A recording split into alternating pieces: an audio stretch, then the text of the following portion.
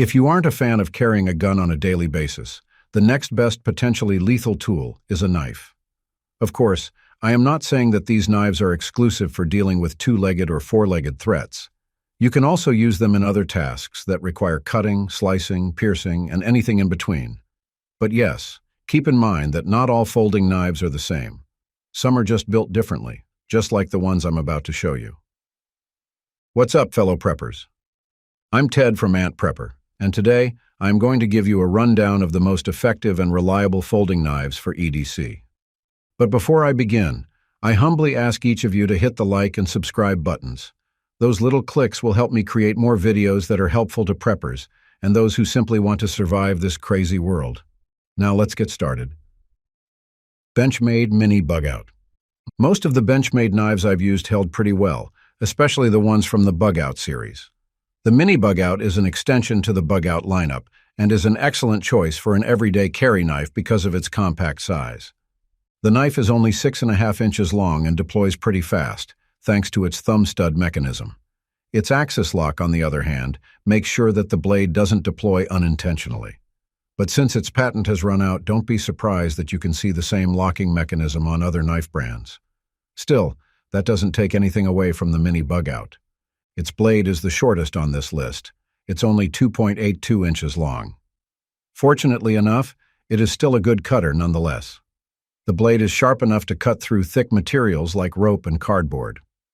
The steel of the blade, by the way, is a S30V. It's a special-grade stainless steel, which includes vanadium and chromium carbides. This composition inherently imbues the steel with excellent edge retention, which in turn lets the blade handle prolonged use in demanding tasks without losing its sharpness quickly. Cold Steel 4 Max Scout. Undoubtedly, one of my favorite survival knives is the 4 Max of Cold Steel, but that one is kind of expensive, and I am quite aware that not all of you are down to pay big for a folding knife for everyday carry. That's why I am going to present to you its much more affordable sibling, which is the 4 Max Scout. This thing costs about $130, but seriously, this one doesn't feel like a downgrade at all. So first, it comes with a 4-inch blade that features a drop point style, which guarantees its versatility and control. Plus, its tip is extremely strong and durable, so it really excels in piercing things. Its belly is also large enough for effortless slices and cuts. Also, the blade is made from AUS 10A, or a specialty high-carbon steel typically manufactured in Japan.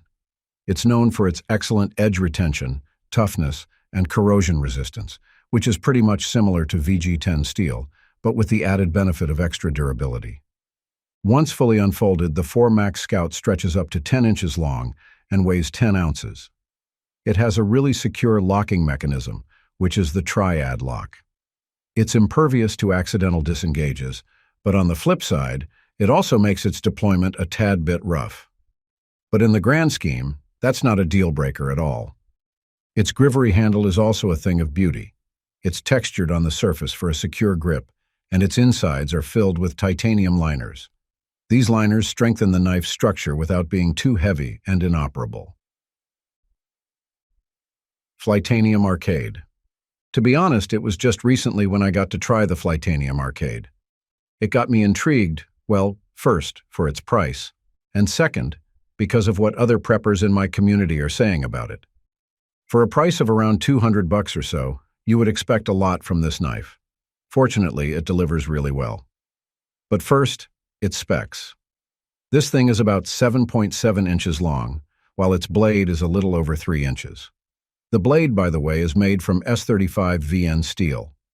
For starters, the S35VN is a specialty stainless steel manufactured by Crucible Industries, and this steel is known for its high wear resistance, edge retention, and corrosion resistance due to a balanced composition of vanadium, niobium, and chromium. Plus, the heat treatment in the steel is quite impressive. Throughout rigorous cutting and slicing tasks, the blade of the Fanium didn't get dull or chip. It also has a good weight on it, making it a great choice for everyday carry. It's only 3.2 ounces, so I don't think anyone will have difficulty carrying it. I'm pretty sold that it's one of the select EDC knives I've tried that has a good blade-to-weight ratio, which means that it's easy to operate or maneuver. Moreover, it comes with a deep carry clip that lets you conceal it securely in your belt or pocket. The locking mechanism on this knife is solid as well. The Demco Shark Lock is pretty strong. Unless you don't disengage it intentionally, it doesn't budge at all. Hogue Knives Ritter RSK MK1 G2. The Hogue Knives Ritter RSK MK1 G2 is similarly priced to the Fanium Arcade knife. However, my personal assessment says that the Hogue knife is the better quality. After all, I can't discard the fact that this knife is crafted inherently for survival, specifically by Doug Ritter, who is also a knife rights activist. Eventually, Ritter collaborated with Hogue Knives to improve the design of the Ritter knife further. One of the key changes in its design is that it became fully ambidextrous. Whether you are lefty or righty, you can use this knife properly. It also gives you the benefit of a one-hand opening, which is extremely handy in tight situations. The Ritter RSK MK1 G2 has an overall length of 8 inches, with its blade stretching to only 3.44 inches. In particular, the blade is crafted from MagnaCut, which is a premium steel and a much-welcomed upgrade to the knife. If a knife has a MagnaCut blade, it's likely to be good. This steel excels in edge retention and resistance to abrasion and resistance. It's easy to sharpen as well, once it loses its sharpness. The blade of the MK1 G2 has an obvious drop-point design, which should let you use the knife for a variety of tasks. Meanwhile, this knife uses an upgraded version of the crossbar lock, which it aptly called the Able lock. It's not only secure but ensures solid blade retention. It lets you accomplish jobs that are usually done with fixed-blade knives because it's really rigid. It also helps that its G10 handle has some nice texturing that prevents the knife from slipping off. Zero Tolerance 562 CF. A folding knife with a sticker price of close to $300 isn't something that many people would want to buy. But if you are like me and you want a folder meant for hard use, the Zero Tolerance 0562 CF is probably the best choice for us. The ZT0562 doesn't have an appealing appearance, so it's not surprising that it flies off people's radar. But what it lacks in the looks department, it makes up for its utility. Basically, what I am saying is that this knife is an excellent cutter and workhorse. One notable thing about this ZT knife is that it was designed by Rick Hinderer, and many of the tested and tried features of his previous knives were actually incorporated in this knife we have here, such as the slicer grind and lock bar stabilizer. Of course, this ZT knife offers a value proposition than the signature Hinderer knives because, well, it's cheaper. For its blade, the ZT0562 uses a CPM 20CV steel. In the knife manufacturing market, the CPM 20CV is a big deal. After all, it is a premium, powder metallurgy stainless steel that is remarkable for its high composition of vanadium and chromium. In practice, this means that any blade made from this steel has wear resistance, edge retention, and corrosion resistance.